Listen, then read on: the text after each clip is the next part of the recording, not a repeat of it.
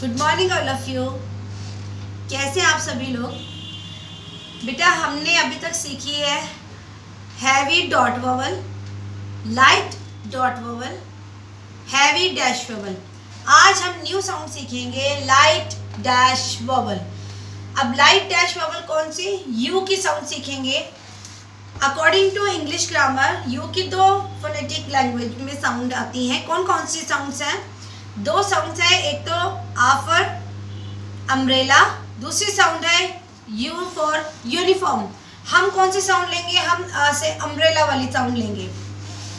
अब इसमें वर्ड सीखते हैं हम। जैसे मैं लिखती हूँ अस, तो कैसे बनेगा? स को बनाया एस, और अ से पहले आवाज आ रही है सेकंड प्लेसिंग वोवल में।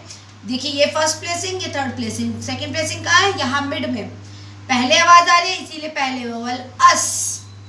ठीक है, फिर मैं लिखती हूँ टब, टी बनाया और बी बनाया। हमारा रूल क्या था? फर्स्ट चैप्टर आपको याद है? फर्स्ट रूल था T between two lines.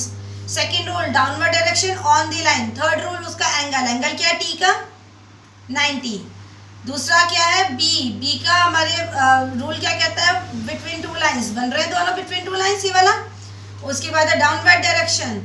Angle क्या है बी का? 130। ठीक है, अब टी टब, टा के बाद आवाज आ रही है टब। अगला करते हैं अब।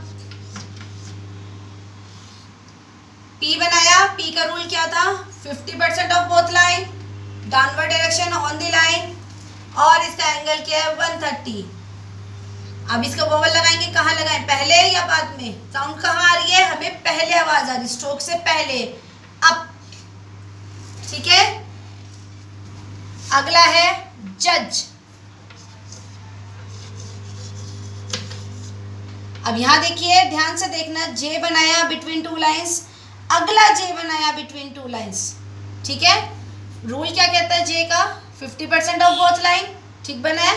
डाउनवर्ड डायरेक्शन, ठीक बना है। उसके बाद एंगल क्या है इसका? 45। अब जज में आवाज कब आ रही है? पहले आ रही है कॉन्सोनेंट से पहले या बाद में? देखिए ये पहला स्ट्रेट कॉन्सोनेंट है हमारा, फिर ये दूसरा स्ट्रेट डाउन स्ट्रोक है हमारा, दोनों जे है। फर्स्ट स्ट्रोक के पहले आवाज आ रही है या बाद में? बाद में आवाज आ रही है, इसीलिए बाद में वोवल जज। Thank you all of you.